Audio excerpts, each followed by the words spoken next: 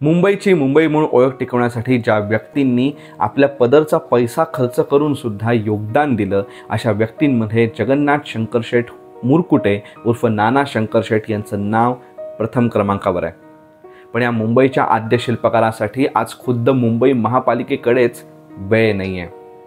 गेल्या 12 वर्षांमध्ये नानांच्या स्मारकाची एक साधी वीटही रचली गेली नाही आहे। नेमकं हे प्रकरण आहे काय? कसं झालं हे प्रकरण?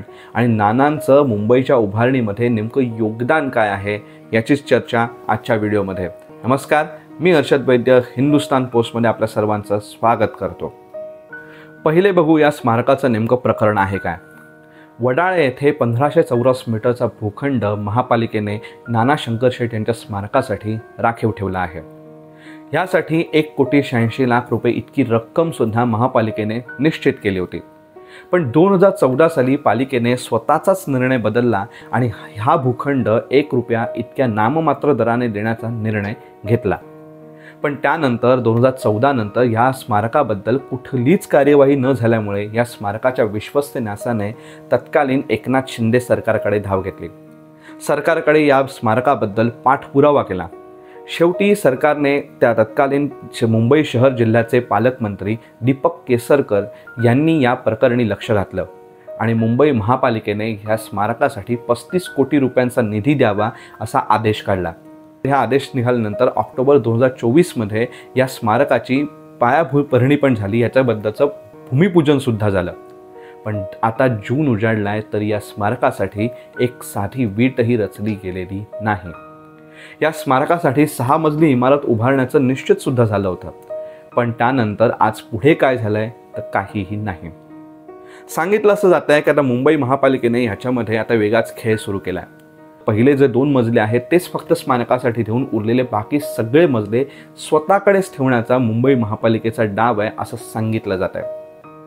विश्वस्त न्यास जेव्हा मुंबई महापालिकेने भूखंड दिल्यानंतर राज्य सरकारकडे या स्मारकाच्या उभारणीसाठी पैसे मागायला गेला होता, त्या सरकारने हे प्रकरण मुंबई महापालिकेकडे वर्ग केलं। पण जर ही शक्यताच मुंबई महापालिकेकडे नव्हती, भूखंड दिल्यानंतर या स्मारकासाठी पैसे देणं मुंबई महापालिकेला शक्यच नव्हतं, तर मुंबई महापालिकेने त्याच वेळी याबद्दल का सांगितलं नाही? आता हा सवाल विचारला जातोय। मुंबईच्या आद्य शिल्पकारासाठीच्या स्मारकासाठीच मुंबई महापालिकेकडे पैसे नाहीत का, असा प्रश्न विचारला जातोय। ज्या स्मारकाच्या बद्दल मुंबई महापालिका एवढी हेळसांड करतेय, त्या नानांचं कर्तृत्व या मुंबईच्या उभारणीमध्ये त्यांचं असलेलं योगदान हे काही सामान्य नाही आहे। मुरबाड येथे जन्मलेल्या नाना शंकरशेठ यांनी मुंबईच्या संपूर्ण सर्वांगीण विकासासाठी प्रसंगी आपल्या पदरचा पैसा, स्वतःच्या मालकीची जमीन सुद्धा देऊ केली आहे। मग या मुंबईमध्ये धावलेली मुंबई ते ठाणे ही पहिली रेल्वे लाईन असू दे, याच्या उभारणीमध्ये सुद्धा नाना शंकरशेठ यांचंच मोठं योगदान होतं। फक्त रेल्वेवरतीच नानांचं योगदान थांबत नाही, तर मुंबईमध्ये ग्रँट मेडिकल कॉलेज, मुलींसाठी शाळा, मुंबईतील विधी महाविद्यालय, agree horticulture society of western India, geographical society या सगळ्या संस्थांचं प्रमुखपद, अध्यक्षपद नानांनी भूषवलं आहे। जे स्कूल ऑफ आर्ट्सच्या उभारणीमध्ये सुद्धा नानांचं योगदान आहे। ते मुंबई प्रांताचे गव्हर्नरचे सल्लागार सुद्धा होते। मुंबईच्या संपूर्ण विकासासाठी नानांचं हे एवढं भरीव योगदान आहे। नेमका आज या मुंबईच्या आद्य शिल्पकाराच्या स्मारकाचीच हेळसांड केली जाते।